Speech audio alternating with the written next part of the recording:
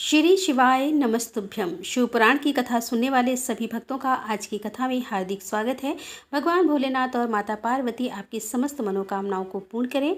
भगवान भोलेनाथ का ध्यान करके आज की इस पावन और परम कल्याणकारी कथा का श्रवण करते हैं। आज की कथा में सबसे पहले आप सुनने वाले हैं ब्रह्मा जी की मूर्छा और फिर मूर्छित ब्रह्मा जी के मुख से रुद्रदेव का प्राकट्य होना, फिर स्मरण हुए ब्रह्मा जी के द्वारा 8 नामों से महेश्वर की स्तुति और रुद्र की आज्ञा द्वारा सृष्टि की रचना, तदंतर काल महिमा, प्रलय, ब्रह्मांड की स्थिति तथा सर्ग आदि का वर्णन करके वायु देवता ने कहा, पहले ब्रह्मा जी ने 5 मानस पुत्रों को उत्पन्न किया जो उनके ही समान थे। उनके नाम इस प्रकार हैं: सनक, सनन, विद्वान, सनातन, ऋभु और सनत कुमार। वे सब के सब योगी, वितराग और ईश दोष से रहित थे। इन सब का मन ईश्वर के चिंतन में ही लगा रहता था, इसीलिए उन्होंने सृष्टि रचना की इच्छा ही नहीं की। सृष्टि से विरत हो सनक आदि महात्मा जब चले गए, तब ब्रह्मा जी ने पुनः सृष्टि की इच्छा से बड़ी भारी तपस्या की।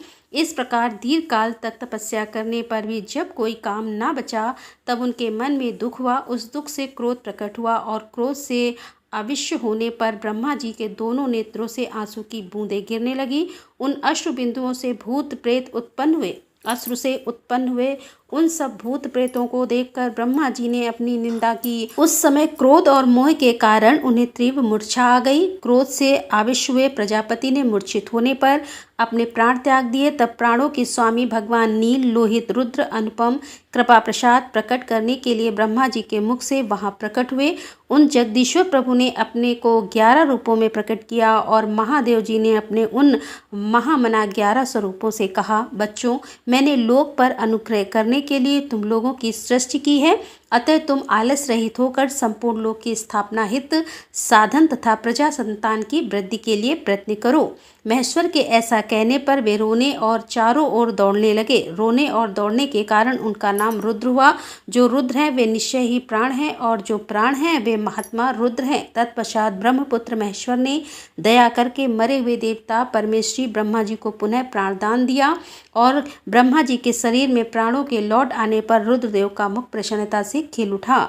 उन विश्वनाथ ने ब्रह्मा जी से यह उत्तम बात कही, उत्तम व्रत का पालन करने वाले जगत गुरु महाभाग, विराज, डरो मत, मैंने तुम्हारे प्राणों को नूतन जीवन प्रदान किया है, अतः सुख से उठो। स्वप्न में सुने हुए वाक्य की भांति उस मनोहर वचन को सुनकर ब्रह्मा जी ने प्रफुल्ल कमल के समान सुंदर नेत्रों द्वारा धीरे धीरे भगवान हरि की ओर देखा। उनके प्राण पहले की तरह लौट आए थे।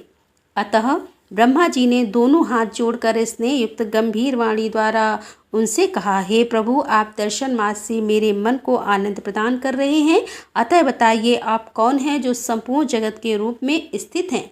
क्या वे ही भगवान आप 11 रूपों में प्रकट हुए हैं? उनकी यह बात सुनकर देवताओं के स्वामी महेश्वर अपने परम सुखदायक कर कमलों द्वारा ब्रह्मा जी का स्पर्श करते हुए बोले कि हे देव, तुम्हें यह ज्ञान होना चाहिए कि मैं परमात्मा हूँ और इस समय तुम्हारा पुत्र होकर प्रकट हुआ हूँ। ये जो 11 रुद्र हैं तुम्हारी सुरक्षा के लिए यहाँ आए हैं, अतः तुम मेरे अनुग्रह से इस तीव्र मूर्छा को त्याग कर जाग उठो और पूर्वता प्रजा की सृष्टि करो। भगवान शिव के ऐसा करने पर ब्रह्मा जी के मन में बड़ी प्रसन्नता हुई। उन विश्वात्मा ने 8 नामों द्वारा परमेश्वर शिव का स्तवन किया। ब्रह्मा जी बोले, हे भगवान, हे रुद्र, आपका तेज असंग सूर्य के समान अनंत है, आपको नमस्कार है। रस स्वरूप और जल में विग्रह वाले आप देवता को नमस्कार है। नंदी और सुरभि अर्थात कामधेनु यह दोनों आपके स्वरूप हैं। आप पृथ्वी रूप धारे शर्व को नमस्कार है। स्पर्श में वायु रूप वाले आपको नमस्कार है। आप ही वशु रूप धारी ईश हैं, आपको नमस्कार है। अत्यंत तेजस्वी अग्नि रूप आप पशुपति को नमस्कार है। शब्द तन मात्रा से युक्त आकाश रूप धारी आप भीमदेव को नमस्कार है। उग्र रूप वाले यजमान मूर्ति आपको नमस्कार है। सोम रूप आप अमृत रूपी महादेव जी को नमस्कार है। इस प्रकार 8 मूर्ति और 8 नाम वाले आप भगवान शिव को 8 नाम वाले आप भगवान शिव को मेरा नमस्कार है। इस प्रकार विश्वनाथ महादेव जी की स्तुति करके लोक पितामह ब्रह्मा ने प्रणाम पूर्वक उनसे प्रार्थना की, भूत भविष्य और वर्तमान के स्वामी मेरे पुत्र भगवान महेश्वर कामनाशन आप सृष्टि के लिए मेरे शरीर से उत्पन्न हुए हैं, इसीलिए हे जगत प्रभु इस महान कार्य में संलग्न हुए मुझ ब्रह्मा की आप सर्वत्र सहायता करें और स्वयं भी प्रजा की सृष्टि करें। ब्रह्मा जी के इस प्रकार प्रार्थना करने पर कल्याणकारी त्रिपुरनाशक रुद्रदेव ने बहुत अच्छा कहकर उनकी बात मान ली। तदंतर प्रसन्न हुए महादेव जी का अभिवंदन करके सृष्टि के लिए उनकी आज्ञा पाकर भगवान ब्रह्मा ने अन्यान्य प्रजा की सृष्टि आरंभ की। उन्होंने अपने मन से ही मरीच, भृगु, अंगीरा, पुलस्त्य, पुलह, क्रतु, अत्रि और वशिष्ठ की सृष्टि की। वे सब ब्रह्मा जी के पुत्र कहे गए। धर्म, संकल्प और रुद्र के साथ इनकी संख्याएं 12 होती हैं। यह सब पुराने गृहस्थ हैं। देवगणों सहित इनके 12 दिव्य वंश कहे गए हैं जो प्रजावानी, क्रियावान तथा महर्षियों से अलंकृत हैं। तत्पश्चात जल पर स्थित हुए रुद्र संहिता ब्रह्मा जी ने देवताओं, असुरों, पितरों और मनुष्यों की सृष्टि करने का विचार किया। ब्रह्मा जी ने सृष्टि के लिए समाधि होकर अपने चित्त को एकाग्र किया। तत्पश्चात मुख से देवताओं को, कोख से पितरों को, कटी के अगले भाग से असुरों को तथा प्रजन से अर्थात लिंग से सब मनुष्यों को उत्पन्न किया। उनके गुदा स्थान से राक्षस उत्पन्न हुए जो सदा भोग से व्याकुल रहते हैं। उनमें तमोगुण और रजोगुण की प्रधानता होती है। वे रात को विचर और बलवान होते हैं। सांप, यक्ष, भूत और गंधर्व यह भी ब्रह्मा जी के अंगों से ही उत्पन्न हुए। उनके पक्ष भाग से पक्षी हुए। वक्षस्थल से अजग अर्थात स्थावर प्राणियों का जन्म हुआ। मुख से बकरों और पार्श्व भाग में भुजंगम की उत्पत्ति हुई। दोनों पैरों से घोड़े, हाथी, शरभ, नील, गाय, मृग, ऊंट, खच्चर, निकु नामक मृग तथा पशु जाति के अन्यान्य प्राणी उत्पन्न हुए। रोमावलियों से औषधियों और फल मूलों का प्राकट्य हुआ। ब्रह्मा जी के पूर्ववर्ती मुख से गायत्री छंद, ऋग्वेद, रिवत, तोमर, साम तथा अग्नि स्टोम नामक यज्ञ की उत्पत्ति हुई।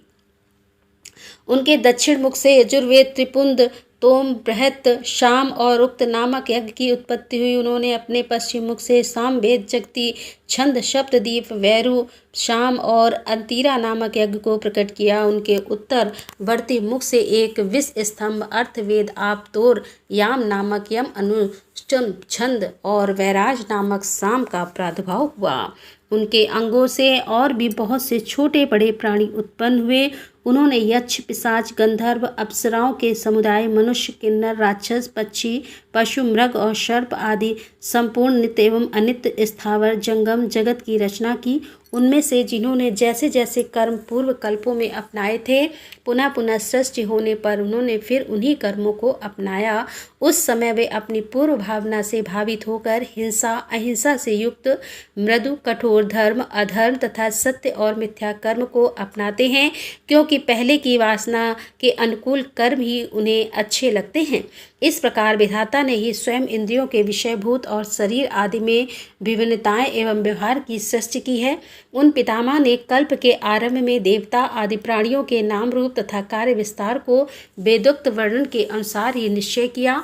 ऋषियों के नाम तथा जीविका साधक कर्म भी उन्होंने वेदों के अनुसार ही निर्दिष्ट किए। अपनी रात व्यतीत होने पर अजन्मा ब्रह्मा ने स्वरचित प्राणियों को वे ही नाम और कर्म दिए जो पूर्व कल में उन्हें प्राप्त थे। जिस प्रकार भिन्न भिन्न ऋतुओं के पुनः पुनः आने पर भी उनके चिन्ह और नाम रूप आदि पूर्वता रहते हैं, उसी प्रकार युगादि काल में भी उनके पूर्व भाव ही दृष्टिगोचर होते हैं। इस प्रकार स्वयं शंभु ब्रह्मा जी की लोक सृष्टि उन्हीं के विभिन्न अंगों से प्रकट हुई है। हे महत से लेकर विशेष पर्यंत तक सब कुछ प्रकृति का ही विकार है। यह प्राकृत जगत चंद्रमा और सूर्य की प्रभा से उद्दाव, ग्रह और नक्षत्रों से मंडित, नदियों, पर्वतों तथा समुद्रों से अलंकृत और भांति भांति के रमणीय नगरों और समृद्धशाली जनपदों से सुशोभित है। इसी को ब्रह्मा जी का वन या ब्रह्मा वृक्ष कहते हैं। उस ब्रह्मा वन में अव्यक्त एक सर्वज्ञ ब्रह्मा विचर है और वह सनातन ब्रह्मा वृक्ष अव्यक्त रूपी बीज से प्रकट हुए एवं ईश्वर के अनुग्रह पर स्थित है। बुद्धि इसका तना और बड़ी बड़ी डालियां हैं। इंद्रियां भीतर के खोखले हैं। महाभूत इसकी सीमा है। विशेष पदार्थ इसके निर्मल पत्ते हैं। धर्म और अधर्म इसके सुंदर फूल हैं। इसमें सुख और दुख रूपी फल लगते हैं। तथा यह संपूर्ण भूतों के जीवन का सहारा है। ब्राह्मण लोक धूलोक को उनका मस्तक, आकाश को नाभि, चंद्रमा और सूर्य को नेत्र, दिशाओं को कान और पृथ्वी को उनके पैर बताते हैं। वे अचित्त स्वरूप महेश्वर ही सब भूतों के निर्माता हैं। उनके मुख से ब्राह्मण प्रकट हुए हैं। बच स्थल के ऊपरी भाग से क्षत्रियों की उत्पत्ति हुई है। दोनों जांघों से वैश्य और पैरों से शूद्र उत्पन्न हुए हैं। इस प्रकार उनके अंगों से ही संपूर्ण वर्णों का प्रादुर्भाव हुआ है। और अब आप सुनेंगे भगवान रुद्र के ब्रह्मा जी के मुख से प्रकट होने का रहस्य, रुद्र के महामहिम स्वरूप का वर्णन, उनके द्वारा रुद्र गणों की सृष्टि तथा ब्रह्मा जी के रोकने से उनका सृष्टि से विरत होना। ऋषि बोले कि हे प्रभु, आपने चतुर्मुख ब्रह्मा के मुख से परमात्मा रुद्रदेव की सृष्टि बताई है। इस विषय में हमको संशय होता है। जो प्रलय काल में कुपित होकर ब्रह्मा, विष्णु और अग्नि सहित समस्त लोक का संहार कर डालते हैं, जिन्हें ब्रह्मा और विष्णु भय से प्रणाम करते हैं। जिन लोग संहार महेश्वर के वश में, वे दोनों सदा ही रहते हैं। जिन महादेव जी ने पूर्व काल में ब्रह्मा और विष्णु को अपने शरीर से प्रकट किया था, जो प्रभु सदा ही उन दोनों के योग क्षेम का निर्वाह करने वाले हैं, वह आदिदेव पुरातन पुरुष भगवान रुद्र अव्यक्त जन्मा ब्रह्मा के पुत्र कैसे हो गए। हेता भगवान ब्रह्मा ने मुनियों से जैसी बात बताई थी, वह सब आप ठीक ठीक कहिए। भगवान शिव के उत्तम यश का श्रवण करने के लिए हमारे हृदय में बड़ी श्रद्धा है। वायु देवता ने कहा, ब्राह्मणों, तुम सब लोग जिज्ञासा में कुशल हो, अतः तुमने यह बहुत ही उचित प्रश्न किया है। मैंने भी पूर्व काल में पितामह ब्रह्मा जी के समक्ष यही प्रश्न रखा था। उसके उत्तर में पितामह ने मुझसे जो कुछ कहा था, वही सब मैं तुम्हें बताऊंगा। जैसे रुद्रदेव उत्पन्न हुए और फिर जिस प्रकार ब्रह्मा और विष्णु की परस्पर उत्पत्ति हुई, वह सब विषय सुना रहा हूँ। ब्रह्मा, विष्णु और रुद्र तीनों ही कारणात्मक चराचर जगत की सृष्टि, पालन और संहार के हेतु हैं और साक्षात महेश्वर से प्रकट हुए हैं। उनमें परम ऐश्वर्यविद है। वे परमेश्वर से भावित और उनकी शक्ति से अधिष्ठता, उनके कार्य करने में समर्थ होते हुए पूर्व काल में पिता महेश्वर ने ही उन तीनों को तीनों कर्मों में नियुक्त किया था। ब्रह्मा को सृष्टि कार्य में, विष्णु की रक्षा कार्य में तथा रुद्र के संहार कार्य में नियुक्ति हुई थी। कल्पा में परमेश्वर शिव के प्रसाद से रुद्रदेव ने ब्रह्मा और नारायण की सृष्टि की थी। भगवान विष्णु ने भी रुद्र तथा ब्रह्मा की सृष्टि की थी। इस तरह पुनः ब्रह्मा ने नारायण की और रुद्रदेव ने ब्रह्मा की सृष्टि की। इस प्रकार भिन्न कल्पों में ब्रह्मा, विष्णु और महेश्वर परस्पर उत्पन्न होते हैं और एक दूसरे का हित चाहते हैं। उन कल्पों के वृतांत को लेकर महर्षिगण उनसे प्रभाव का वर्णन किया करते हैं। प्रत्येक कल्प में भगवान रुद्र के आविर्भाव का जो कारण है, उसे बता रहा हूँ। उन्हीं के प्रादुर्भाव से ब्रह्मा जी की सृष्टि का प्रभाव अविच्छिन्न रूप से चलता रहता है। ब्राह्मण से उत्पन्न होने वाले ब्रह्मा प्रत्येक कल्प में प्रजा की सृष्टि करके प्राणियों की वृद्धि न होने से जब अत्यंत दुखी होकर मूर्छित हो जाते हैं, तब उनके दुख की शांति और प्रजावर्ग की वृद्धि के लिए उन कल्पों में रुद्रगणों के स्वामी काल स्वरूप नील लोहित महेश्वर रुद्र अपने कारणभूत परमेश्वर की आज्ञा से ब्रह्मा जी के पुत्र होकर उन पर अनुग्रह करते हैं। वे ही तेजोरास, अनामय, अनादि, अनंत, धाता, भूत, संहारक और सर्व भगवान ईशा परम ऐश्वर्य से संयुक्त परमेश्वर से भावित और सदा उन्हीं की शक्ति में अधिष्ठान के चिन्ह धारण करते हैं। उन्हीं के नाम से प्रसिद्धियों, उन्हीं के समान रूप धारण कर उनके कार्य करने में समर्थ होते हैं। इनका सारा व्यवहार उन्हीं परमेश्वर के समान होता है। यह उनकी आज्ञा के पालक है। सहस्त्र सूर्य के समान उनका तेज है। वे अर्धचंद्र को आभूषण के रूप में धारण करते हैं। समान होता है, यह उनकी आज्ञा के पालक हैं। सहस्त्र सूर्य के समान उनका तेज है। वे अर्धचंद्र को आभूषण के रूप में धारण करते हैं। उनके हार, बाजूबंद और कड़े सर्वम हैं। वे मुझ की मेखला धारण करते हैं। जलंधर, रंच और इंद्र उनकी सेवा में खड़े रहते हैं तथा हाथ में कपाल खंड उनकी शोभा बढ़ाता है। गंगा की ऊंची तरंगों से उनके पिंगल वर्ण वाले केश और मुख भीगे रहते हैं। उनके कमनी कैलाश पर्वत के विभिन्न प्रांत टूटी हुई दाढ़ वाले सिंह आदि वन पशुओं से आक्रांत हैं।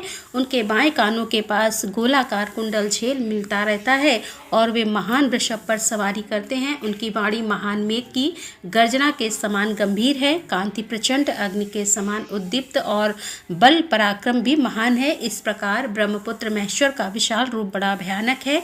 वे ब्रह्मा जी को विज्ञान देकर सृष्टि कार्य में उनकी सहायता करते हैं। अतः रुद्र के कृपा प्रसाद से प्रत्येक कल्प में प्रजापति की प्रजा सृष्टि प्रभाव रूप से नित्य बनी रहती है। एक समय ब्रह्मा जी ने नील लोहित भगवान रुद्र से सृष्टि करने की प्रार्थना की। तब भगवान रुद्र ने मानसिक संकल्प के द्वारा बहुत से पुरुषों की सृष्टि जी की। वे सब के सब उनके अपने ही समान थे। सब ने जटाजूट धारण कर रखे थे। सभी निर्मय नीलकंठ और त्रिनेत्र थे। जरा और मृत्यु उनके पास नहीं पहुंचने पाती थी। चमकीले सूल उनके श्रेष्ठ आयु थे। उन रुद्रगणों ने संपूर्ण 14 भुवन को आच्छादित कर लिया था। उन विविध रुद्र को देखकर पितामह ने परमेश्वर से कहा कि हे देव देवेश्वर, आपको नमस्कार है। आप ऐसी प्रजा की सृष्टि ना कीजिए, आपका कल्याण हो। अब दूसरी प्रजा की सृष्टि की जो मरण धर्म वाली हो। ब्रह्मा जी के ऐसा कहने पर परमेश्वर रुद्र उनसे हंसते हुए बोले, मेरी सृष्टि वैसी नहीं होगी। अशुभ प्रजा की सृष्टि तुम ही करो। ब्रह्मा जी से ऐसा कहकर संपूर्ण भूतों के स्वामी भगवान रुद्र उन रुद्रगणों के साथ प्रजा की सृष्टि के कार्य से निर्वित हो गए। और अब आप सुनेंगे ब्रह्मा जी के द्वारा अर्धनारीश्वर रूप की स्तुति तथा उस स्रोत की महिमा। वायुदेव जी कहते हैं कि जब फिर ब्रह्मा जी की रची हुई प्रजा बढ़ ना सकी, तब उन्होंने पुनः मैथुन सृष्टि करने का विचार किया। इसके पहले ईश्वर से नारियों का समुदाय प्रकट नहीं हुआ था, इसीलिए तब तक पितामह मैथुन सृष्टि नहीं कर सके थे। तब उन्होंने मन में ऐसा विचार को स्थान दिया जो निश्चित रूप से उनके मनोरथ की सिद्धि करने में सहायक था।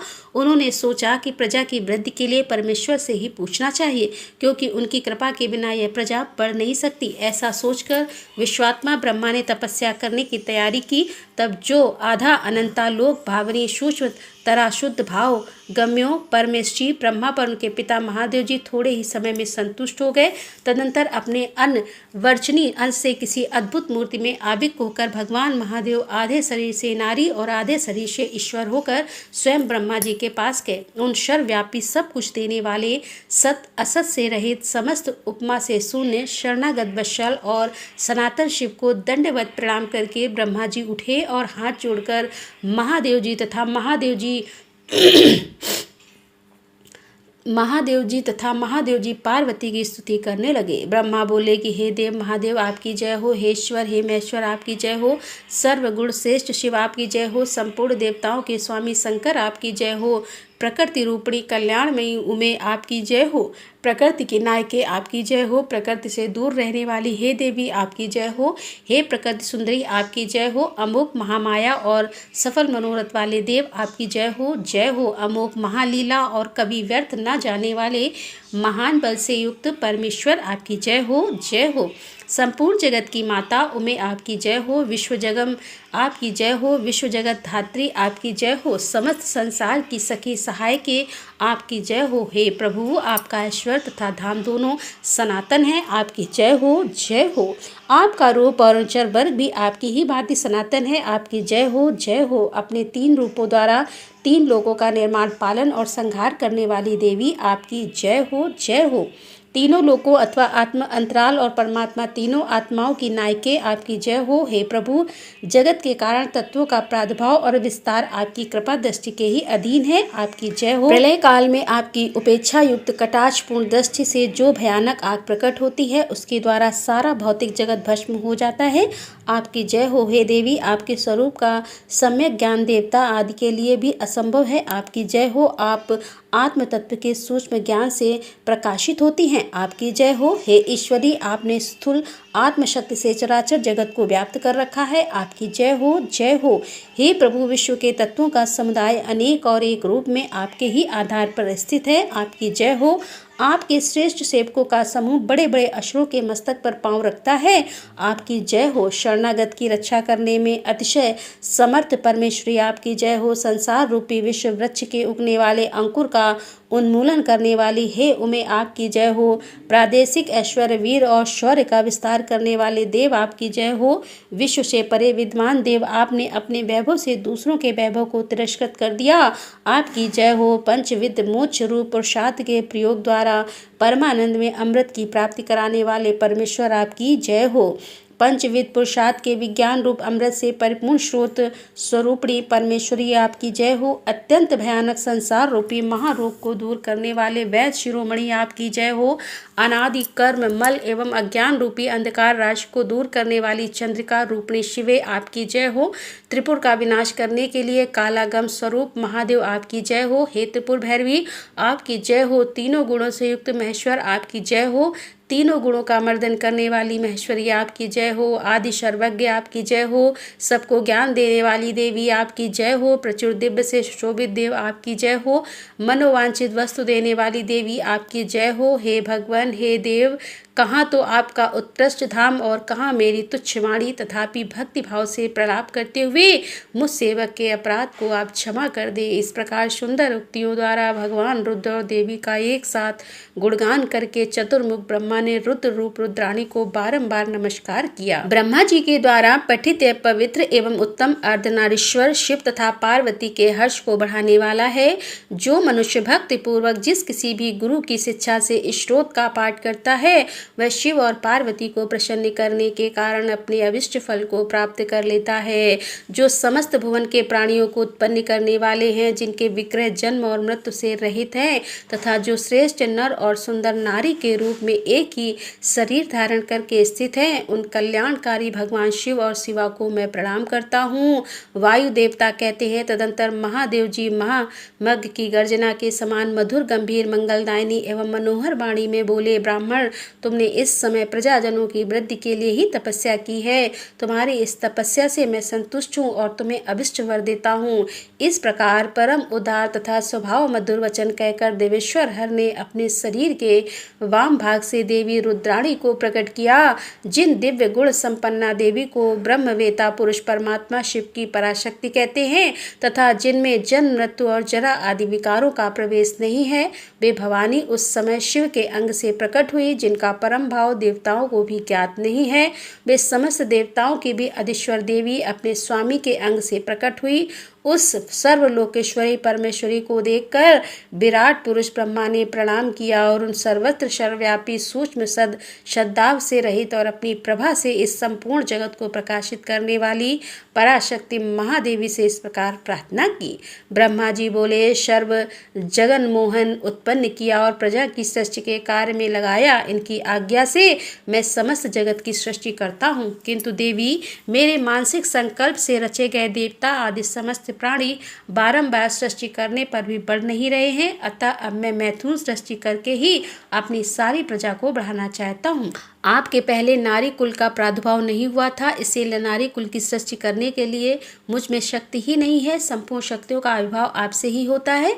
अतः सर्वत्र सबको सब प्रकार की शक्ति देने वाली आप वरदानी माया देवेश्वरी से ही प्रार्थना करता हूँ कि संसार भय को दूर करने वाली हे सर्वव्यापी देवी, इस चराचर जगत की वृद्धि के लिए आप अपने एक अंश से मेरे पुत्र दक्ष की पुत्री हो जाइए। ब्रह्म योनि ब्रह्मा की इस प्रकार याचना करने पर देवी रुद्राणी ने अपनी भव के मध्य भाग से अपने ही समान कांतिमती एक शक्ति प्रकट की। उसे देखकर देवादेव हर ने हंसते हुए कहा, तुम तपस्या के द्वारा ब्रह्मा जी की आराधना करके उनका मनोरथ पूर्ण करो। परमेश्वर शिव की इस आज्ञा को शिरोधार्य करके वह देवी ब्रह्मा जी की प्रार्थना के अनुसार दक्ष की पुत्री हो गई। इस प्रकार ब्रह्मा जी को ब्रह्म रूपणी अनुपम शक्ति देकर देवी शिवा महादेव जी के शरीर में प्रविष्ट हो गई।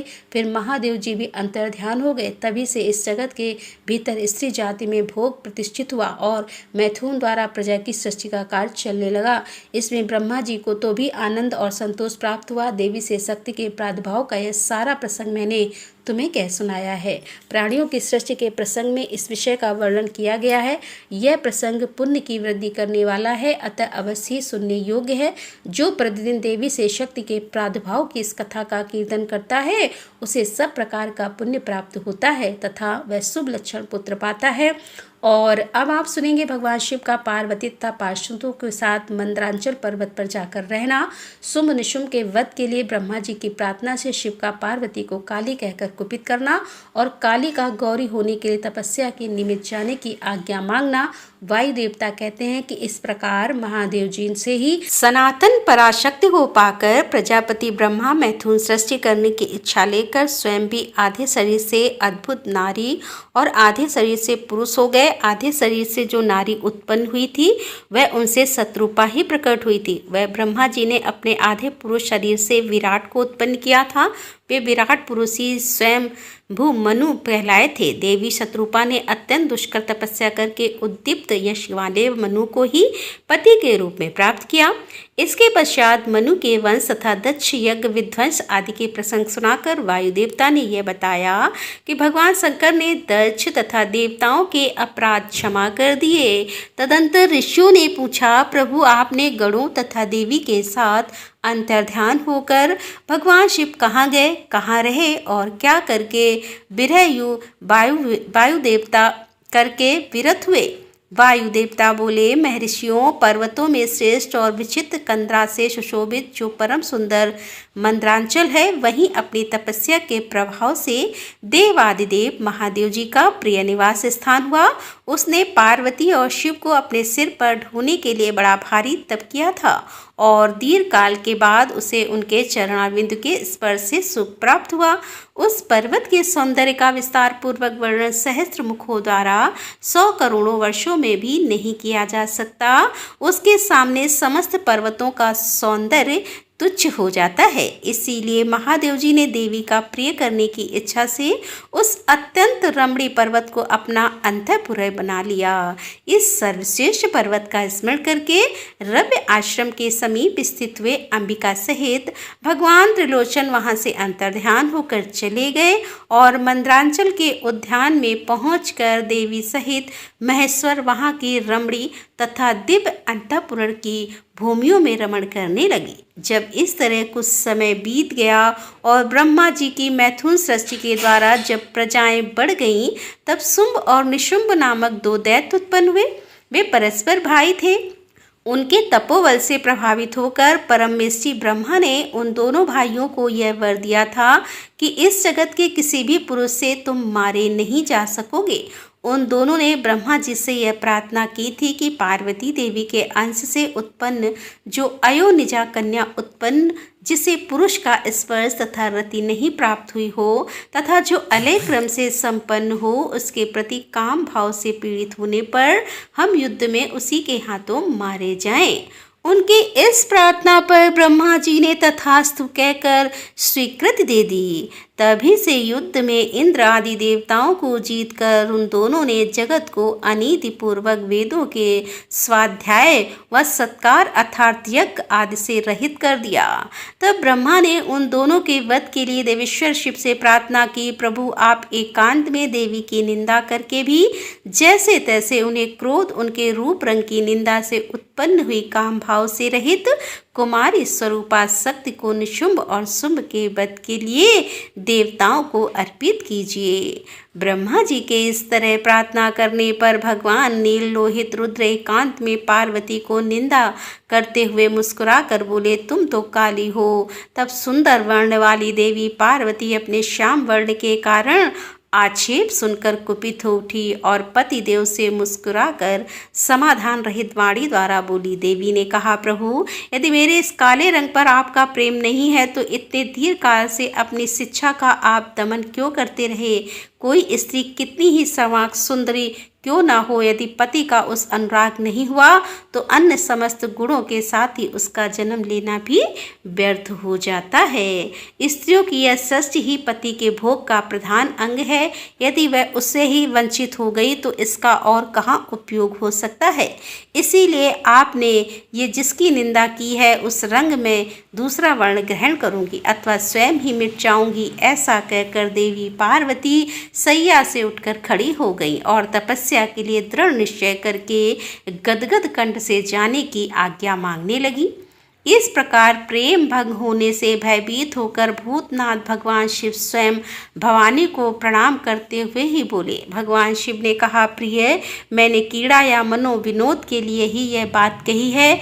मेरे इस अभिप्राय को ना जानकर तुम कुपित क्यों हो गई। यदि तुम पर मेरा प्रेम नहीं होगा तो और किस पर हो सकता है।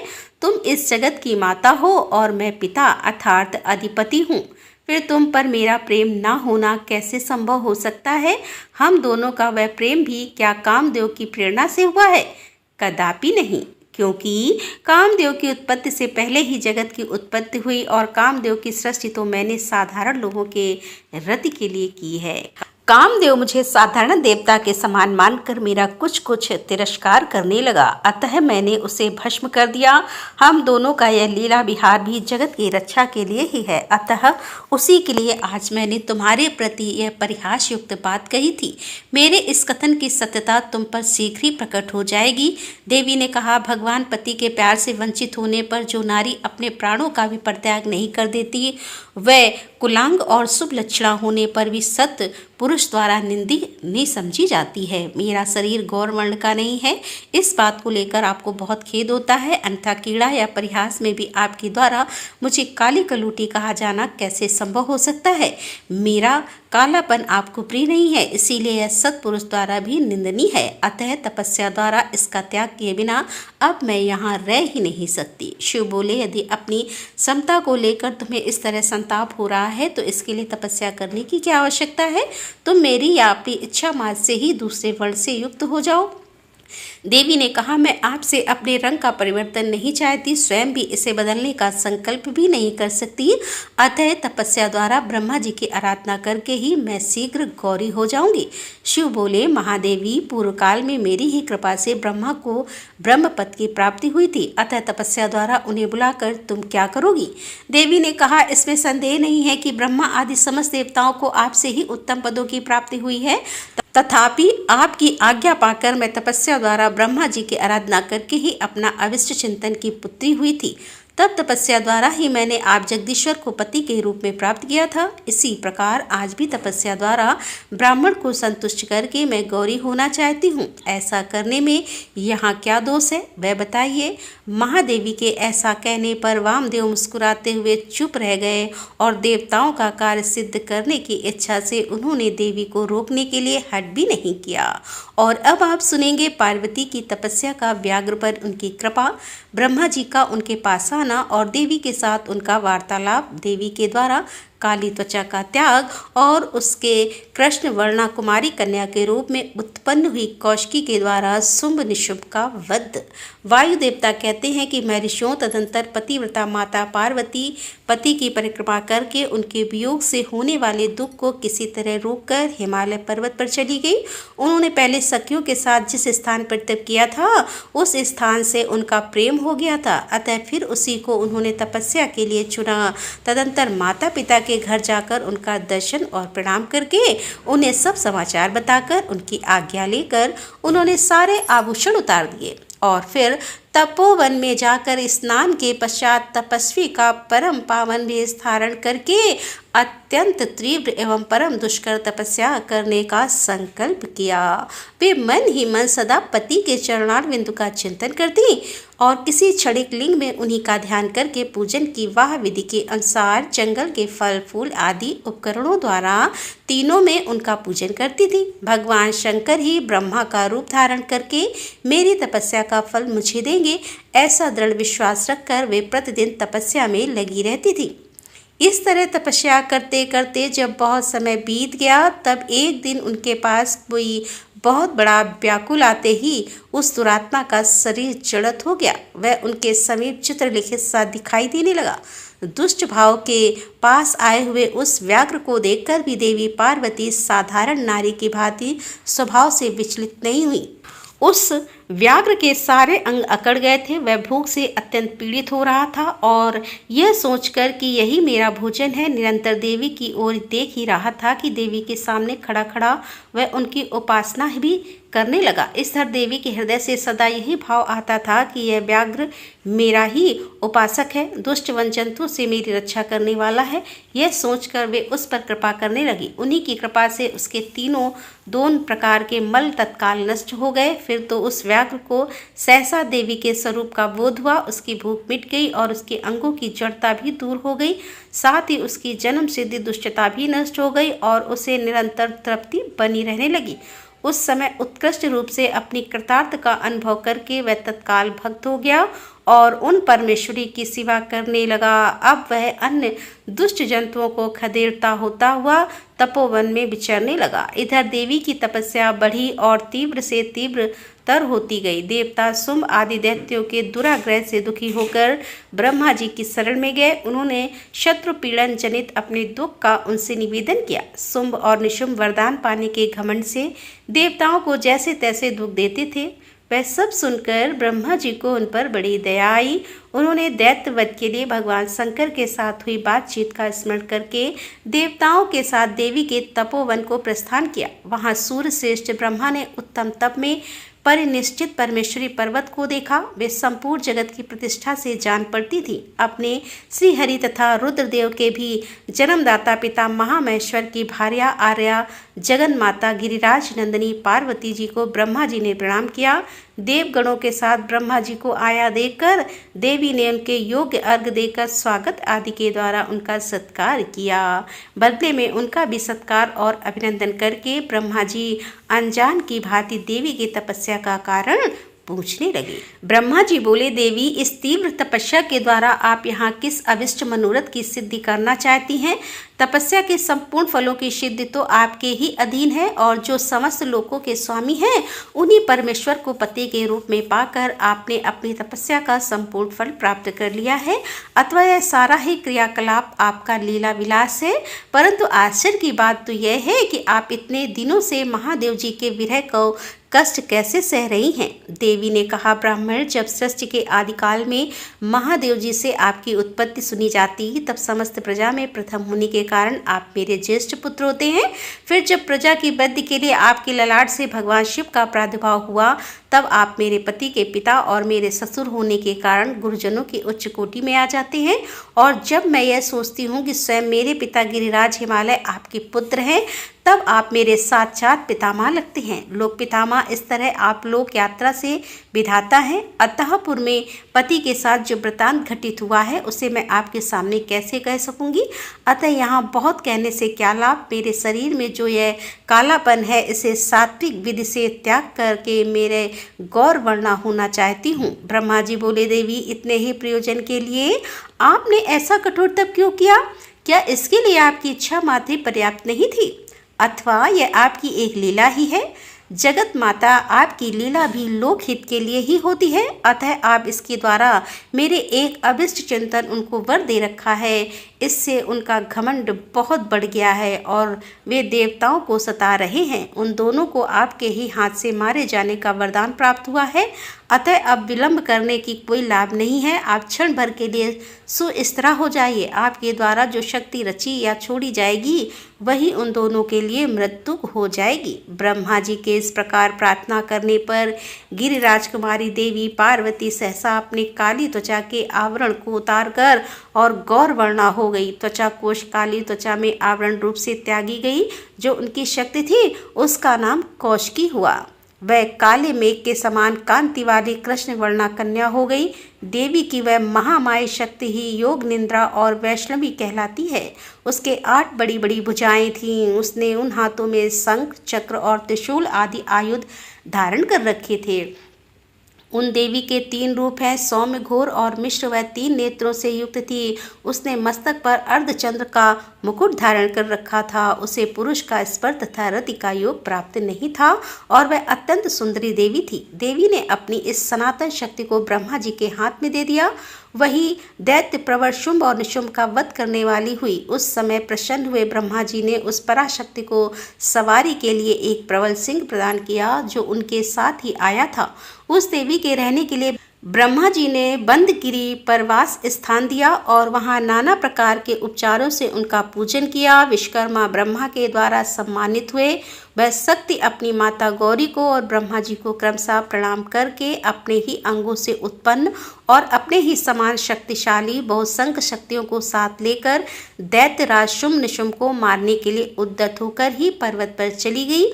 उसने सम्रांगण में उन दोनों दैत्यों राज्यों को मार गिराया।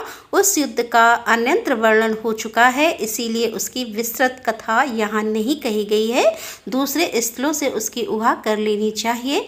अब मैं प्रस्तुत प्रसंग का वर्णन करता हूँ। अब आप सुनेंगे गौरी देवी का व्याघ्र को अपने साथ ले जाने के लिए ब्रह्मा जी से आज्ञा मांगना, ब्रह्मा जी का उसे दुष्कर्मी बताकर रोकना, देवी का शरणागत को त्यागने से इनकार करना और ब्रह्मा जी का देवी की महत्ता बताकर अनुमति देना और देवी का माता पिता से मिलकर मंद्रांचल को जाना। वायु देवता आगे कहते हैं, कौशिकी को उत्पन्न करके उसे ब्रह्मा जी के हाथ में देने के पश्चात गौरी देवी ने प्रत्य उपकार के लिए पितामह से कहा। देवी बोली, क्या आपने मेरे आश्रम में रहने वाले इस व्याघ्र को देखा है?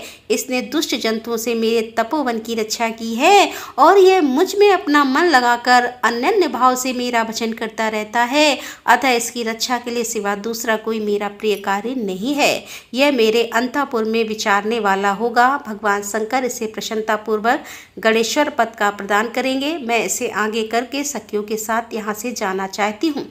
इसके लिए आप मुझे आज्ञा दें, क्योंकि आप प्रजापति हैं। देवी के ऐसा कहने पर उन्हें भोली भाली जानकर हंसते हुए और मुस्कुराते हुए ब्रह्मा जी उस व्याघ्र की पुरानी क्रूरतापूर्ण करतूत बताते हुए उसकी दुष्टता का वर्णन करने लगे। ब्रह्मा जी ने कहा, देवी, कहाँ तो पशुओं में क्रूर व्याघ्र और कहाँ ये आपकी मंगलमय कृपा। आप विषधर सर्प के मुख में साक्षात अमृत क्यों सींच रही हैं? यह केवल व्याघ्र के रूप में रहने वाला कोई दुष्ट निशाचर है। इसने बहुत सी गौवों और तपस्वी ब्राह्मणों को खा डाला है। यह उन सबको इच्छा अनुसार ताप देता हुआ मन माना रूप धारण करके विचर है। अतः इसे अपने पाप कर्म का फल अवश्य भोगना चाहिए। ऐसे दुष्टों पर आपको कृपा करने की क्या आवश्यकता है? इस स्वभाव से ही कलुषित चित्त वाले दुष्ट जीव से देवी को क्या काम? तब देवी बोली, आपने जो कुछ कहा है वह सब ठीक है, यह ऐसा ही सही, तथापि मेरी शरण में आ गया है, अतः मुझे इसका त्याग नहीं करना चाहिए। ब्रह्मा जी ने कहा, देवी, इसकी आपके प्रति भक्ति है, इस बात को जाने बिना ही मैंने आपके समक्ष इसके पूर्व चरित्र का वर्णन किया है। यदि इसके भीतर भक्ति है तो पहले के पापों से इसका क्या बिगड़ने वाला है? क्योंकि आपके भक्त का कभी नाश ही नहीं होता, तो आपकी आज्ञा का पालन नहीं करता, वह पुण्य कर्म होकर भी क्या करेगा? देवी, आप ही अजन्मा, बुद्धिमता, पुरातन शक्ति और परमेश्वरी हैं। सबके बंध और मोक्ष की व्यवस्था आपके ही अधीन है। आपके सिवा पराशक्ति कौन है? आपके बिना किसको कर्मजनित सिद्धि प्राप्ति हो सकती है?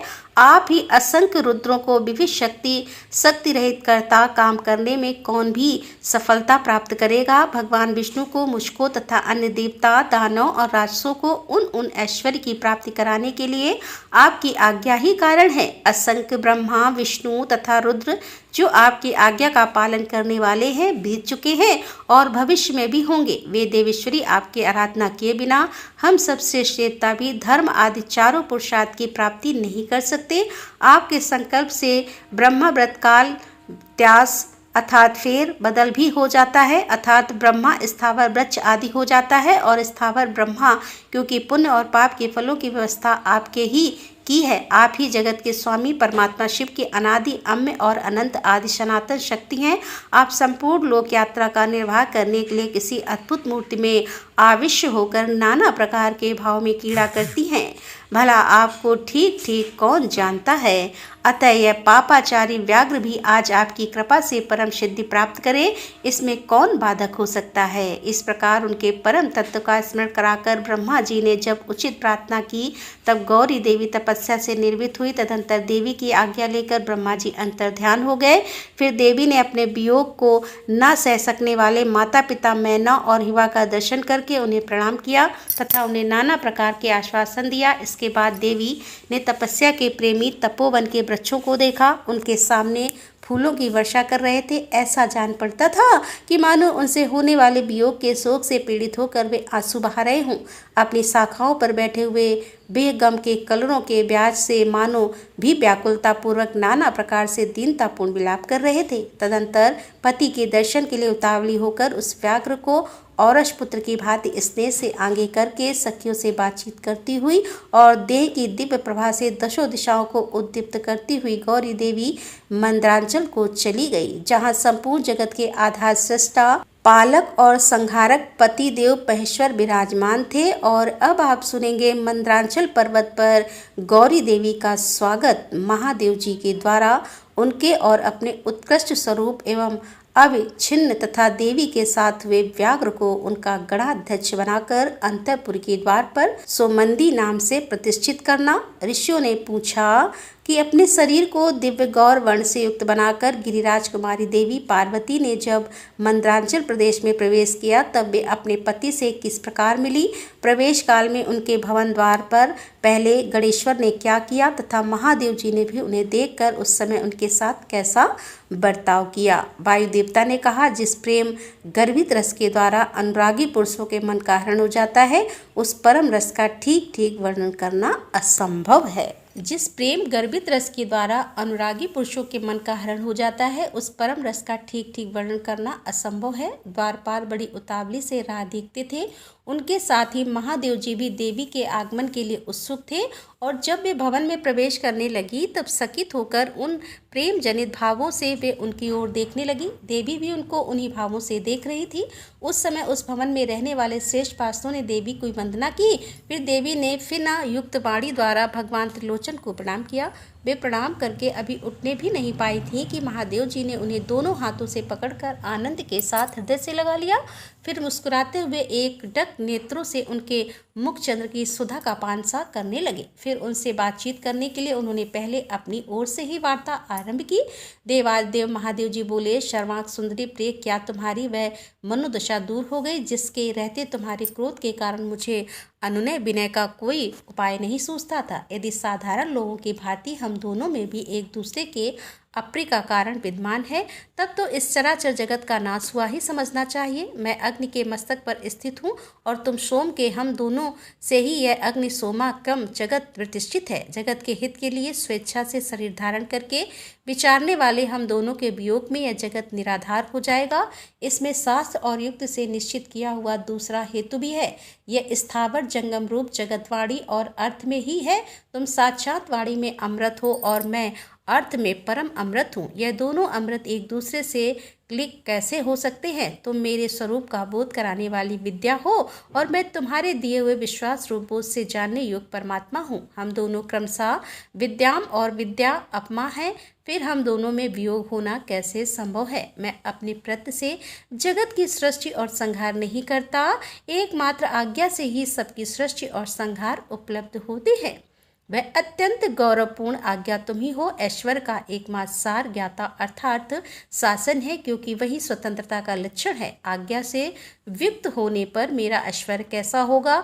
हम लोगों का एक दूसरे से विलग होकर रहना कभी संभव नहीं है। देवताओं के कार्य की सिद्धि के उद्देश्य से ही मैंने उस समय उस दिन लीलापूर्वक व्यंग वचन कहा था। तुम्हें भी तो यह बात अज्ञात नहीं थी, फिर तुम कैसे कुपित हो गई? अतः यही कहना पड़ता है कि तुमने मुझ पर जो भी क्रोध किया था वह त्रिलोकी की रक्षा के लिए ही किया था, क्योंकि तुम में ऐसी कोई बात नहीं है जो जगत के प्राणियों का अनर्थ करने वाली हो।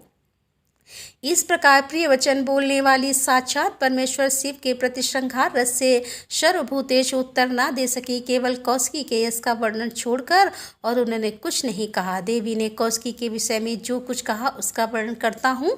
देवी बोली, भगवान, मैंने जिस कौशिकी की सृष्टि की है क्या आपने उसे नहीं देखा?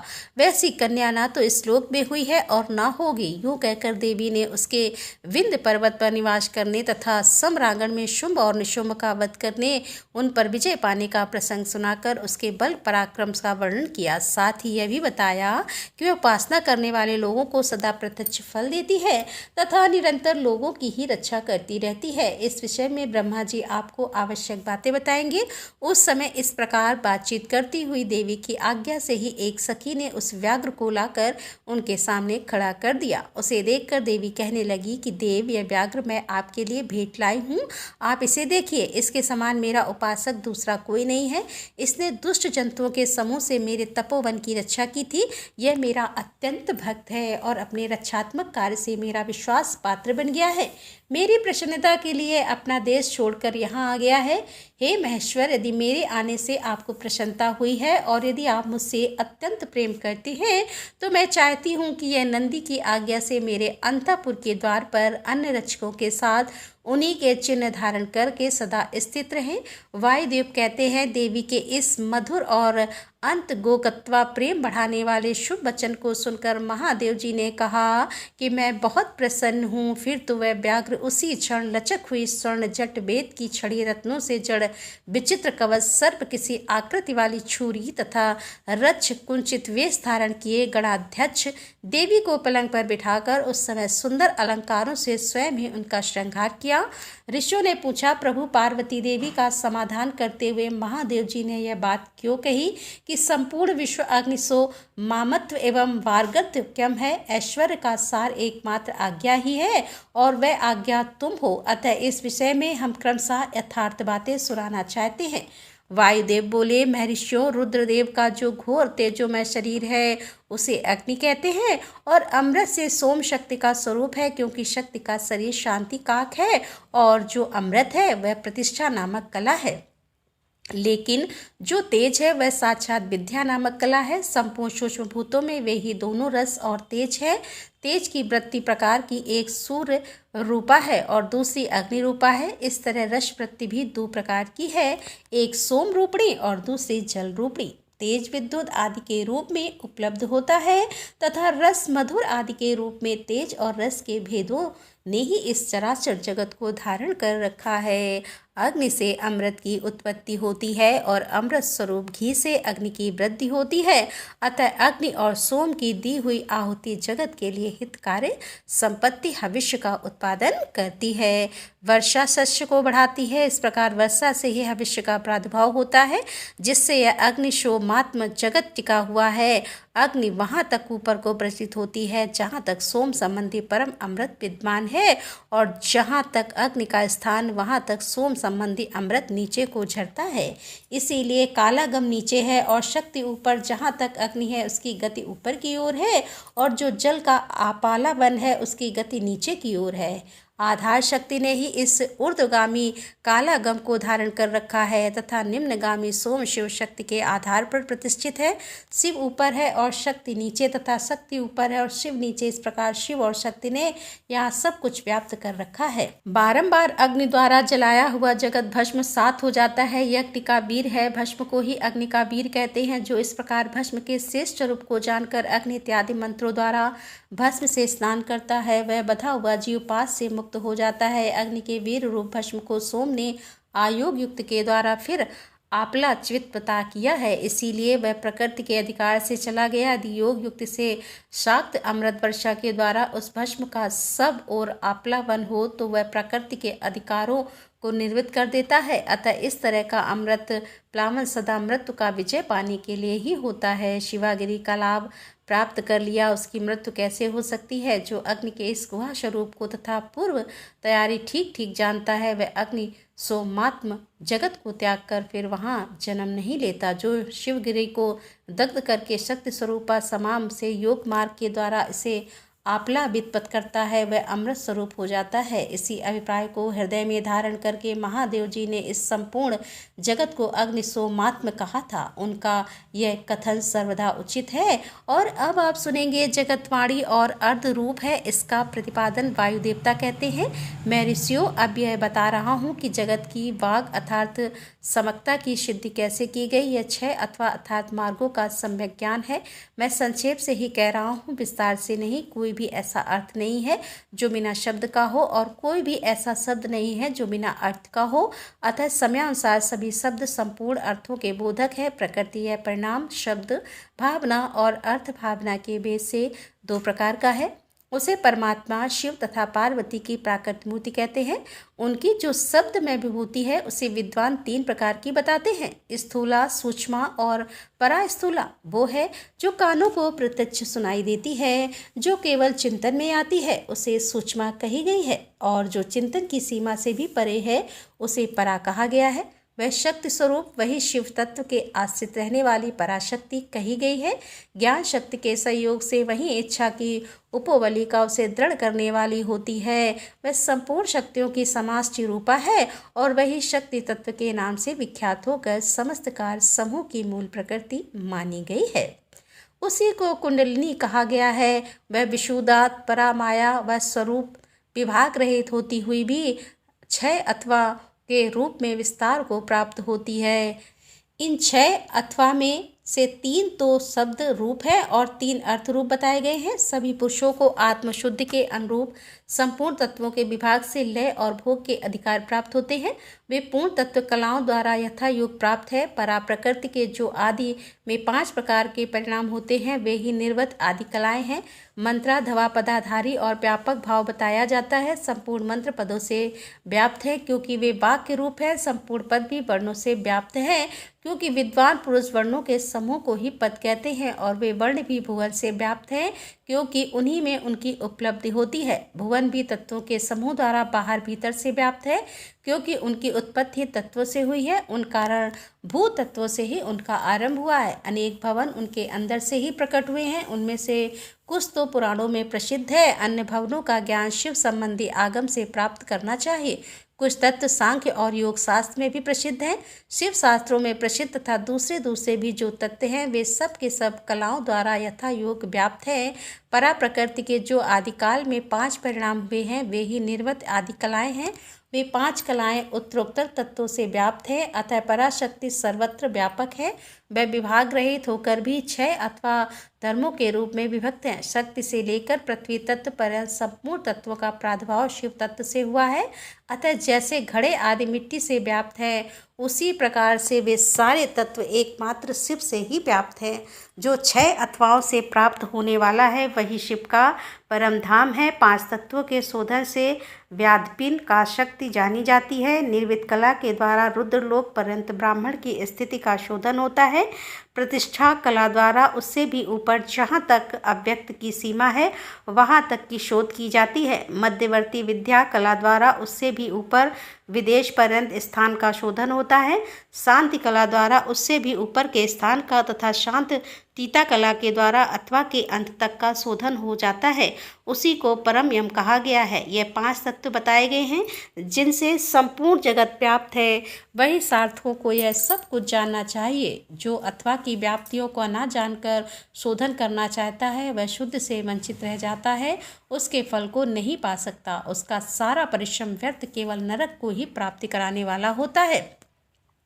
शक्तिपात का सहयोग हुए बिना तत्वों का ठीक ठीक ज्ञान नहीं हो सकता। उनकी व्याधि और वृद्धि का ज्ञान भी असंभव है। शिव की जो चिंतन स्वरूपा परमेश्वरी पराशक्ति है वही आज्ञा है। उस कारण स्वरूपा आज्ञा के सहयोग से ही शिव संपूर्ण शिव के अधिष्ठाता है। विचार दृष्टि से देखा जाए तो आत्मा में कभी विकार नहीं होता। वह विकार की प्रतीति माया मात्र है। ना तो बंधन है और ना उस बंधन से छुटकारा दिलाने वाली कोई मुक्ति है। शिव की जो अव्यभिचारी पराशक्ति है वही संपूर्ण ऐश्वर्य की पराकाष्ठा है। उन्हीं के समान धर्म वाली है और विशेषता उनके उन विलक्षण भावों से युक्त है। उसी शक्ति के साथ शिव गृहस्थ बने हुए हैं और वह भी सदा उन शिव के साथ ही उनकी गृहिणी बनकर रहती है। जो प्रकृति जन जगत रूपकार है वही उन शिव दंपति की संतान है। शिव कर्ता और शक्ति कारण यही उन दोनों का भेद है। वास्तव में एकमात्र साक्षात शिव ही 2 रूपों में स्थित है। कुछ लोगों का कहना है कि स्त्री और पुरुष रूप में ही उनका भेद है, जबकि अन्य लोग कहते हैं कि पराशक्ति शिव में नित्य समवेद है। जैसा प्रभा सूर्य से भिन्न नहीं है उसी प्रकार चित्त स्वरूपणी पराशक्ति शिव से अभिन्न ही है। यही सिद्धांत है। अतः शिव परम कारण है। उनकी आज्ञा ही परमेश्वरी है। उसी से प्रेरित होकर शिव की अविनाशी मूल प्रकृति कार भेद से महामाया माया है और त्रिगुणात्मक प्रकृति इन तीनों रूपों में स्थित होकर 6 अथवा को प्रकट करती है। वह 6 प्रकार का अथवा वागर्थमय है, वही संपूर्ण जगत के रूप में स्थित है।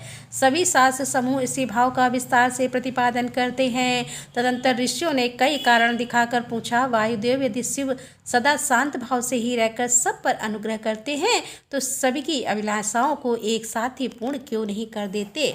जो सब कुछ करने में समर्थ होगा वह सबको एक साथ ही बंधन मुक्त क्यों नहीं कर सकेगा? यदि कहे अनादिकाल से चले आने वाले सबके विचित्र कर्म अलग अलग हैं, अतः सबको एक समान फल नहीं मिल सकता, तो यह ठीक नहीं है, क्योंकि कर्मों को विचित्र भी यहाँ नियामक नहीं हो सकती। कारण है कि कर्म भी ईश्वर के कराने से ही होते हैं।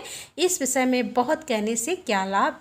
उपयुक्त रूप से विभिन्न युक्तियों द्वारा फैलाई गई नास्तिकता जिस प्रकार से शीघ्र ही निर्वत हो जाए वैसा उपदेश कीजिए। तब वायु देवता ने कहा, ब्राह्मणों लोगों ने युक्तियों से प्रेरित होकर जो संचय उपस्थित किया है वह उचित ही है, क्योंकि किसी की बात को जानने की इच्छा अथवा तत्व ज्ञान के लिए उठाया गया प्रश्न साधु बुद्धि वाले पुरुषों ने नास्तिकता का उत्पादन नहीं कर सकता। मैं इस विषय में ऐसा प्रमाण प्रस्तुत करूंगा जो सत्पुरुष के मोह को दूर करने वाला है। असत पुरुषों का जो अन्यथा भाव होता है उसमें प्रभु शिव की कृपा का अभाव ही कारण है। परिपूर्ण परमात्मा शिव के परम अनुग्रह के बिना कुछ भी कर्तव्य नहीं है, ऐसा निश्चय किया गया है। पर अनुग्रह कर्म में स्वभाव ही पर्याप्त अर्थात पूर्णता समर्थ है, अन्यथा निस्वभाव पुरुष किसी पर भी अनुग्रह नहीं कर सकता। पशु और पास रूप सारा जगत ही पर कहा गया है, वह अनुग्रह का पात्र है। पर को अनुग्रहित करने के लिए पति की आज्ञा का सम्मान आवश्यक है। पति आज्ञा देने वाला है, वही सदा सब पर अनुग्रह करता है। उस अनुग्रह के लिए आज्ञा रूप अर्थ को स्वीकार करने पर शिव परतंत्र कैसे कहे जा सकते हैं। अनुग्रह की अपेक्षा न रखकर कोई भी अनुग्रह सिद्ध नहीं हो सकता।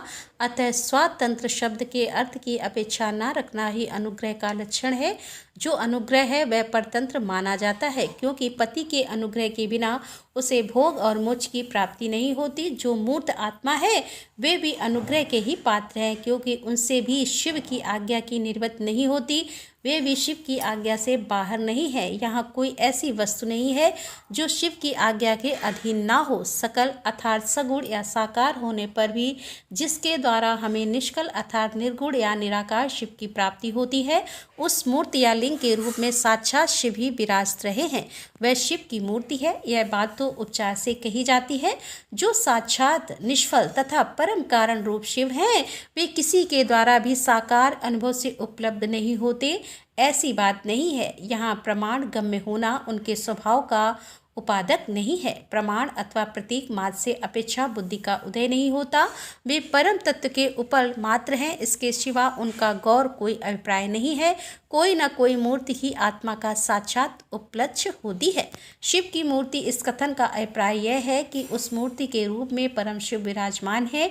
मूर्ति उनका उपलक्ष्य है। जैसे काष्ठ आदि आलम्बन का आश्रय लिए बिना केवल अग्नि कहीं उपलब्ध नहीं होती, उसी प्रकार शिव भी मूर्ति आत्मा में आरूढ़ हुए बिना उपलब्ध नहीं होते। यही वस्तु स्थित है। जैसे किसी के कहने पर कि तुम आगे ले आओ, उसके द्वारा जलती हुई लकड़ी आदि के सिवा साक्षात अग्नि नहीं लाई जाती, उसी प्रकार शिव का पूजन भी मूर्ति रूप में ही हो सकता है, अन्यथा नहीं। इसीलिए पूजा आदि में मूर्ति आत्मा की परिकल्पना होती है, क्योंकि मूर्ति आत्मा के प्रति जो कुछ किया जाता है वह साक्षात शिव के प्रति किया गया ही माना गया है। लिंग आदि में विशेषता अर्च विग्रह में जो पूजन कृत्य होता है वह भगवान शिव का ही पूजन है। उन मूर्तियों के रूप में शिव की भावना करके हम लोग शिव की ही उपासना करते हैं। जैसे परमेष्ठी शिव मूर्त आत्मा पर अनुग्रह करते हैं, उसी प्रकार मूर्ति आत्मा में स्थित शिव हम पशुओं पर अनुग्रह करते हैं। परमेष्ठी शिव ने लोकों पर अनुग्रह करने के लिए ही सदाशिव आदि संपूर्ण मूर्ति आत्माओं को अधिष्ठाता अपनी आज्ञा में रखकर अनुग्रहित किया है।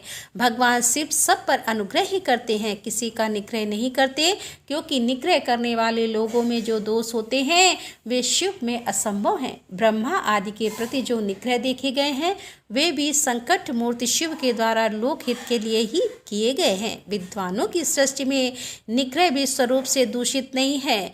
जब वह राग द्वेष से प्रेरित होकर किया जाता है तभी निंदनीय माना जाता है। इसीलिए दंडनीय अपराधियों को राजाओं की ओर से मिले हुए दंड की प्रशंसा की जाती है। यदि साधु की रक्षा करनी है तो असाधारण का प्रयत्न किया जाता है। यदि यह प्रयत्न सफल नहीं हुआ तो अंत में उपाय दंड का ही आश्रय लिया जाता है। दंडात्मक अनुशासन लोकहित के लिए ही किया जाना चाहिए, यही उसके औचित्य को परिलक्षित कराता है। यदि अनुशासन इसके विपरीत ही हो तो उसे अहिंसा करते हैं। जो सदा हित में ही लगे रहते वाले हैं उन्हें ईश्वर का दृष्टांत अपने सामने रखना चाहिए। ईश्वर केवल दुष्टों को ही दंड देते हैं, इसीलिए निर्दोष कहे जाते हैं।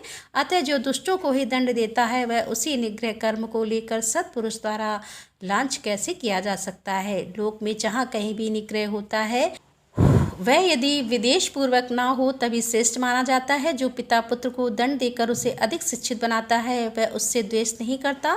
शिव की आज्ञा का पालन ही हित है और जो हित है वही उनका अनुग्रह है। अतः सबको हित में नियुक्त करने वाले शिव सब पर अनुग्रह करने वाले कहे गए हैं। जो उपकार शब्द का अर्थ है उसे भी अनुग्रह ही कहा गया है, क्योंकि उपकार भी हित का रूप ही होता है। अतः सबका उपकार करने वाले शिव सर्वाग्राम के द्वारा जड़ चेतन सभी सदा हित में नियुक्त होते हैं, परंतु सबको जो एक साथ और एक समान हित की उपलब्धि नहीं होती उसमें उनका स्वभाव ही प्रतिबंधक है। जैसे सूर्य अपनी किरणों द्वारा सभी कमलों को विकास के लिए प्रेरित करते हैं, परंतु अपने अपने स्वभाव के अनुसार एक साथ और एक समान विकसित नहीं होते। स्वभाव भी पदार्थों के भावी अर्थ का कारण होता है, किंतु वह नष्ट होते हुए अर्थ को कर्ताओं के लिए सिद्ध नहीं कर सकता। जैसे अग्नि का संयोग स्वर्ण की ही पिघला देता है, कोयले का अंगार नहीं, उसी प्रकार भगवान शिव परिपक्व मले वाले पशुओं को ही बंधन मुक्त करते हैं, दूसरे को नहीं। जो वस्तु जैसी होनी चाहिए वैसी वह स्वयं नहीं बनती, वैसी बनने के लिए कर्ता की भावना का सहयोग होना आवश्यक है। कर्ता की भावना के बिना ऐसा कौन संभव नहीं है। अतः कर्ता सदा स्वतंत्र होता है। सब पर अनुग्रह करने वाले शिव जिस तरह स्वभाव से ही निर्मल है, उसी तरह जीव संज्ञा धारण करने वाली आत्माएं स्वभाव मलिन होती हैं। यदि ऐसी बात ना होती तो जीव में क्यों नियम पूर्वक संसार में भटकते और शिव क्यों संसार बंधन से परे रहते। विद्वान पुरुष कर्म और माया के बंधन को ही जीव का संसार कहते हैं। यह बंधन जीव को ही प्राप्त होता है, शिव को नहीं। इसमें कारण है जीव का स्वाभाविक मल और वह कारणभूत मल जीवों का अपना स्वभाव ही है, आंग तुक नहीं है। यदि आंग तुक होता तो किसी को भी किसी भी कारण से बंधन प्राप्त हो जाता। जो यह हेतु है वह एक है, क्योंकि सब जीवों का स्वभाव एक सा है। यद्यपि सब में एक सा आत्मभाव है तो भी मल के परिपाक और अपरिका के कारण कुछ जीव बुद्ध और कुछ बंधन से मुक्त हैं। बंध जीवों में भी कुछ लोग लय और भोग के अधिकार के अनुसार उत्कृष्ट और निष्कृष्ट होकर ज्ञान और ऐश्वर्य आदि विषमता को प्राप्त होते हैं, अर्थात कुछ लोग अधिक ज्ञान और ऐश्वर्य से युक्त होते हैं तथा कुछ लोग कम, कोई मूर्त आत्मा होते हैं और कोई साक्षात शिव के समीप विचारने वाले होते हैं। उन मूर्ति आत्माओं में भी कोई तो शिव स्वरूप होकर चाहूं अथवाओं के ऊपर स्थित होते हैं, तो कोई अथवाओं के मध्य मार्ग में महेश्वर होकर रहते हैं, कोई निम्न भाग में रुद्र रूप से स्थित होते हैं। शिव के इस समीप वर्ती स्वरूप में भी माया से परे होने के कारण उत्कृष्ट, मध्यम और निष्कृष्ट के भेद से 3 श्रेणियां होती हैं। वहाँ निम्न स्थान में आत्मा की स्थिति है, मध्यम स्थान में अंतरात्मा की स्थिति है और जो सबसे उत्कृष्ट श्रेणी का स्थान है उसमें परमा की स्थिति है। यही क्रमशः ब्रह्मा, विष्णु और महेश्वर कहलाते हैं। कोई वस्तु अर्थात जीव परमात्मा पद का आश्रय लेने वाले होते हैं, कोई अंतरात्मा पद और कोई आत्म पद पर प्रतिष्ठित होते हैं। भगवान शिव को अनायास ही समस्त पशुओं को बंधन से मुक्त करने में समर्थ, फिर वे उन्हें बंधन में डाले रखकर क्यों दुख देते हैं। ऐसा विचार या संदेह नहीं करना चाहिए, क्योंकि सारा संसार दुख रूप ही है। ऐसा विचार मानव का निश्चित सिद्धांत है। जो स्वयं दुखम है वह दुख रहित कैसे हो सकता है। स्वभाव में उलट फेर नहीं हो सकता। वैद्य की दवा से रोग आरोग नहीं होता, वह रोग पीड़ित मनुष्य का अपनी दवा से सुखपूर्वक उद्धार कर देता है। इसी प्रकार जो स्वभाव मलिन और स्वभाव से दुखी है उन पशुओं को अपनी आज्ञा रूपी औषधि देकर शिव दुख से छुड़ा देते हैं। रोग होने में वैद्य कारण नहीं है, परंतु संसार की उत्पत्ति में शिव कारण है। अतः रोग और वैद्य के दृष्टांत से शिव और संसार के दृष्टांत में समानता नहीं है, इसीलिए इसके द्वारा शिव पर दोषारोपण नहीं किया जा सकता। जब दुख स्वभाव सिद्ध है तब शिव उसके कारण कैसे हो सकते हैं। जीवों में जो स्वाभाविक मल है वही उन्हें संसार के चक्र में डालता है। संसार का कारणभूत जो मल अचेतन माया आदि है वह शिव का सानिध्य प्राप्त किए बिना स्वयं चेष्टाशल नहीं हो सकता। जैसे चुंबक मणि लोहे का सानिध्य पाकर ही उपकार होता है, लोहे को खींचता है, उसी प्रकार शिव भी जड़ माया आदि का सानिध्य पाकर ही उसके उपकार होते हैं, उसे सचे मनाते हैं। उसके विद्यमान सानिध्य को अकारण हटाया नहीं जा सकता। अतः जगत के लिए जो सदा अज्ञात है वे शिव ही हैं, इसके अधिष्ठाता हैं। शिव के बिना यहाँ कोई भी प्रवर्त अर्थात चेष्टा शल नहीं होता। उनकी आज्ञा के बिना एक पत्ता नहीं हिलता। उनसे प्रेरित होकर ही यह सारा जगत विभिन्न प्रकार की चेष्टाएं करता है, तथापि शिव कभी मोहित नहीं होते। उनकी आज्ञा रूपणी जो शक्ति है वही सबका नियंत्रण करती है। उसका सब और मुख और उसी से सदा इस संपूर्ण दृश्य प्रपंच का विस्तार किया है, तथापि उसके दोष से शिव दूषित नहीं होते। जो दुर्बुद्धि मानव मोहवश इसके विपरीत मान्यता रखता है वह नष्ट हो जाता है। शिव की शक्ति के वैभव से ही सारा संसार चलता है, तथापि इसमें शिव दूषित नहीं होते। इसी समय आकाश से शरीर रहित वाणी सुनाई दी। सत्यम, ओम, अमृतम, सौम इन पदों का वहाँ स्पष्ट उच्चारण हुआ। उसे सुनकर सब लोग बहुत प्रसन्न हुए। उनके समस्त संशय का निवारण हो गया तथा उन मुनियों ने विस्मय होकर प्रभु पवन देव को प्रणाम किया। इस प्रकार उन मुनियों को संदेह रहित करते भी वायुदेव ने यही नहीं माना कि इन्हें पूर्ण ज्ञान हो गया, इनका ज्ञान अभी अप्रतिष्ठित नहीं हुआ, ऐसा समझकर ही वे इस प्रकार बोले। वायु देवता ने कहा, मुनियों, परोक्ष और अप्रोच के भेद से ज्ञान दो प्रकार का माना गया है। परोक्ष ज्ञान को अस्थिर कहा जाता है और अप्रोच ज्ञान को सुस्थिरा युक्तिपूर्ण उपदेश से जो ज्ञान होता है उसे विद्वान पुरुष परोक्ष कहते हैं। वही श्रेष्ठ अनुष्ठान से अप्रोच हो जाएगा और अप्रोच ज्ञान के बिना मोक्ष नहीं होता। ऐसा निश्चय करके तुम लोग आलस रहित होकर श्रेष्ठ अनुष्ठान की सिद्धि के लिए प्रयत्न करो। दोस्तों, वायवी संहिताओं में जो ज्ञान आपको प्राप्त हो रहा है यह पूरी तरह से पूरे शिव पुराण का निचोड़ है, ये कहिए कि सार है। इस संहिता को समझना थोड़ा कठिन है, इसीलिए सारी संहिताओं के बाद इसको दिया गया है। मतलब सबसे अंत में वायवी संहिता आती है। इस संहिता में जीव को मुक्ति का मार्ग बताया गया है, क्योंकि जीव का लक्ष्य होता है शिव से मिलना, और जब जीव शिव से मिलने के लिए प्रयास करता है, अथक प्रयास करता है, तभी उसका शिव से मिलन हो पाता है और तभी उसकी मुक्ति हो पाती है। उम्मीद करती हूँ कि आज की कथा आपको ज़रूर पसंद आई होगी। अच्छी लगी हो तो वीडियो को लाइक करें, शेयर करें और हमारे चैनल पर यदि आप पहली बार आ रहे हैं तो हमारे चैनल को सब्सक्राइब कर लें। मिलते हैं इसके आगे की कथा लेकर, तब तक के लिए राधे राधे, जय श्री कृष्णा, हर हर महादेव, जय भोलेनाथ।